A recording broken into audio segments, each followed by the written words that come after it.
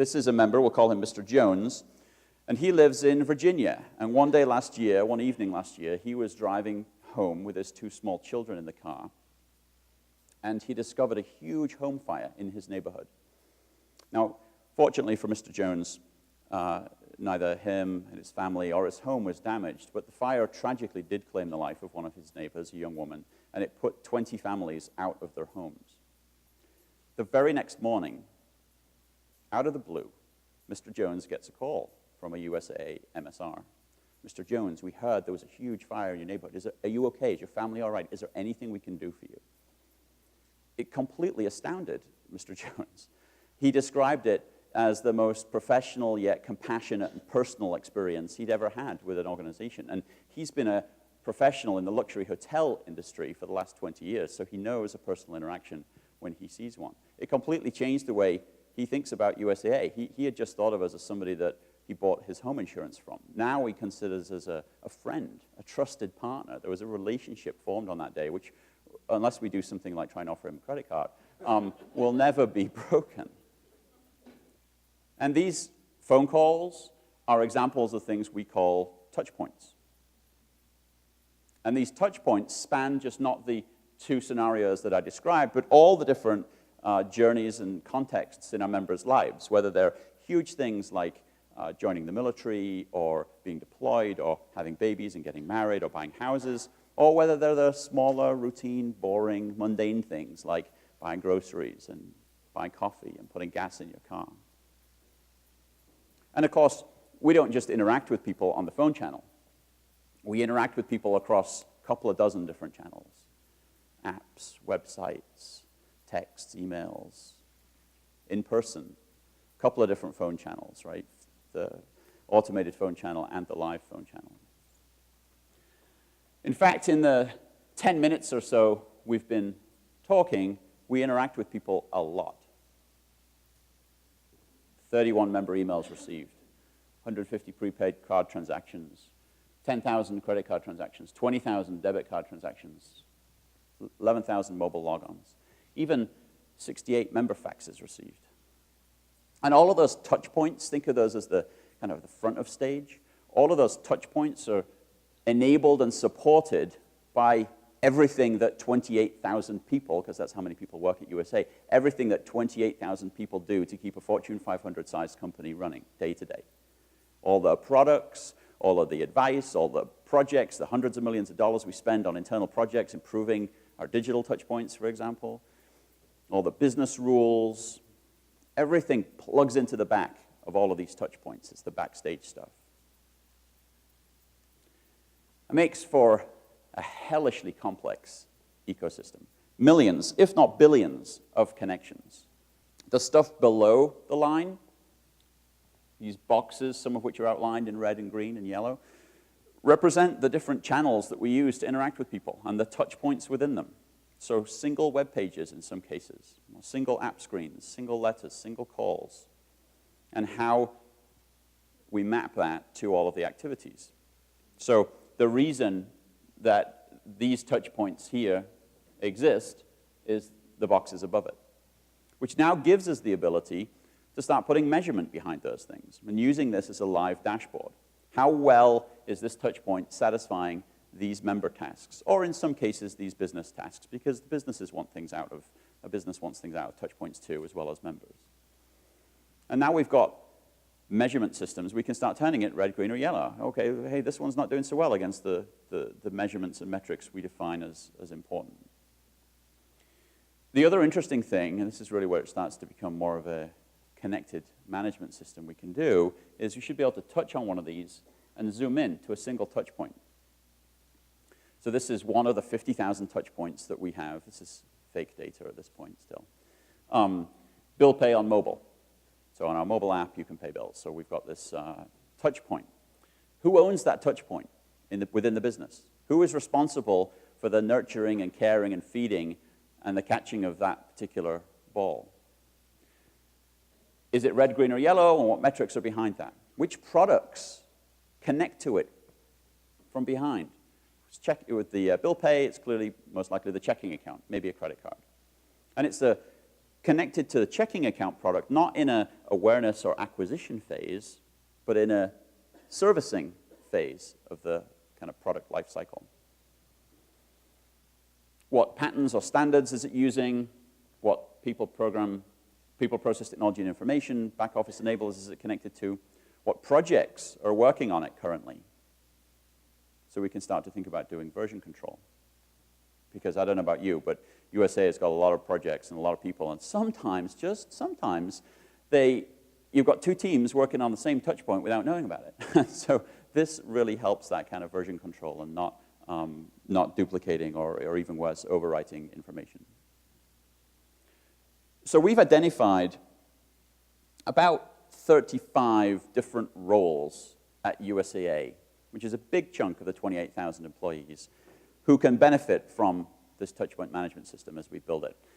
It's product designers and product managers, UI designers and UX managers, tech leads from IT, data analysts, executives and sponsors, stakeholders, process engineers. It's pretty much everybody. And so we've taken 3 or 4 of those roles because this is a multi-year effort to build this system, but we want to add value in the first iteration or 2. So we've taken 3 or 4 of those and put together a quick illustrated story to indicate how a system like this will be used and the value that we'll get out of it. So meet Natalie, an IT project manager. Let's say she receives this brief for a project that she's got to kick off. And we'll call it the Suspicious Transactions Project. She has to estimate it before a kickoff, and the brief includes a list of 5 potentially affected touch points. So right from the get-go, we've given people a common language and a common frame of reference to say, whoever wrote this brief has said, I think these are the touch points that you're going to have to go and change. So she immediately goes to the touchpoint management system, TMS, which we're building, and starts to enter these touch points and say, oh, okay, I'm going to kick my project off, I'm going to start the project here, and I'm going to put in these 5 touch points. Now, because of the mental model structure of the touchpoint management system, she can start to see the associated touch points, the touch points that cluster around those 5, potentially on different channels, maybe on the same one. And she starts to realize, just within the first 10 or 15 minutes of thinking about this, well, what about these other 6 touch points? The person that wrote the brief didn't think about these 6. We need to update these 6 too. So immediately, within 10 minutes, she's got a better understanding of project scope. This could have been a conversation 3 weeks down the line, at which point it would have been change control, and we don't have enough money, and so which ones we're going to leave out, etc. So she's identified the scope much, much more quickly. What she also can see, as she looks at those 11 touch points, is that there's another project touching some of them, launching within a few weeks of the one that she's planning on running. So now she can go and negotiate with the other project manager and say, well, okay, who's going to make these updates to these touch points? Because we don't want to both touch these common shared touch points.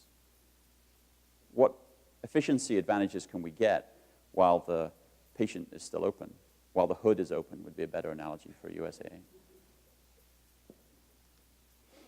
What you can also do, and you can see that we're showing different form factors of the touchpoint management system here, sometimes on desktop, sometimes mobile, sometimes on large touchscreen monitors, because essentially what this system is a collaboration tool. Right? It's a collaboration tool for how the organization works from a member perspective. Is she can quickly see which back office systems she might need to have to go and modify to make changes to these touch points. And she can see the owners of those systems, and she can go and talk to them, and they can start talking about it. And the owners of these systems can now see, oh, well, my system, pick one of the ones we've listed, EPMS. I see, so you need me to change EPMS so that it'll change your touch point. But if I make that change to EPMS, it's also connected to these 127 other touch points.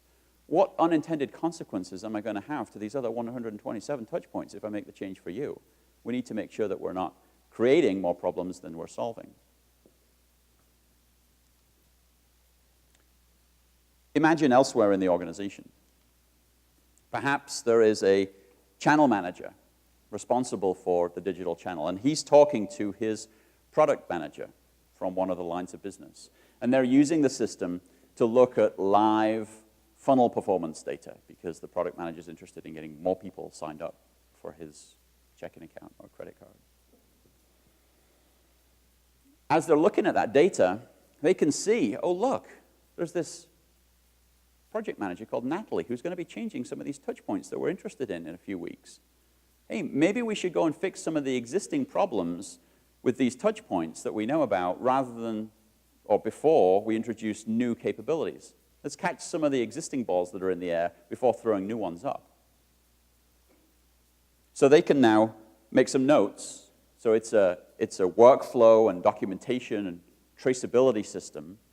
They can make some notes on these touch points and say, hey, Natalie, can we chat? Let's talk about these things. That can get routed to Natalie. Apparently she's working in one of the jets. And she says, oh, I agree with this. We should fix these problems before we put more stuff out there. But let's get the APO, the Agile Product Owner, involved. Let's get their sign-off.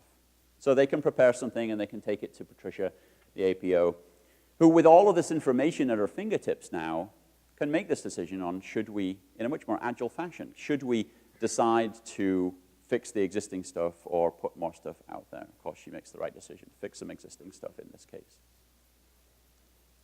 What this results in is a situation where Natalie gets faster project kickoff, better estimates, and finds cost savings because of the interactions between these two projects that are touching the same touch points.